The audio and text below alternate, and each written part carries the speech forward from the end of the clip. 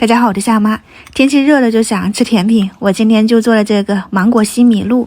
去外面走了一大圈回来，就顺了一个这种大芒果，18一个。还好家里也有这种白西米，一包是100克哈，直接丢到了开水锅里面去煮。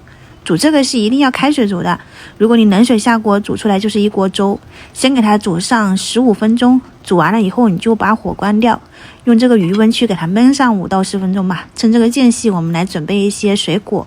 芒果西米露里面加上这个西柚就是杨枝甘露，没有你可以不放，而且我这个已经放了挺久了，今天刚好给它吃掉。大芒果就比较好削哈，你先刮掉一边的皮，把肉刮下来以后再去刮另外一边，很顺滑，一整个剥下来特别的好看。然后这旁边你就用再给它刮出来就切成丁，其他的话它就自己啃掉就可以了。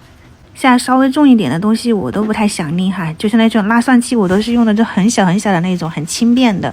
榨汁机我有时候出去走嘛，我就会拎这个，它是可以直接榨那个果汁的，你丢进去加上牛奶一起打。我这个不太好哦，我应该把它切小一点，我要摇一下它才能够打得到，不然基本上就很难搅开，比较小嘛。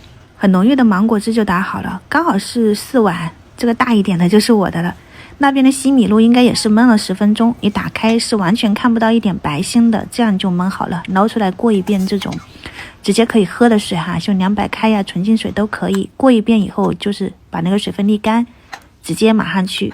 这东西你别看着多哈，他们真的很喜欢，就可能4点多钟回来就是抢着吃的。然后再倒入这种椰奶，我怕倒不好就用这种杯子来倒。再放上切好的芒果，就是剥好的西柚，这样看起来就很好看了哈。家庭版本的芒果西米露，也就是杨枝甘露，可以去试一下。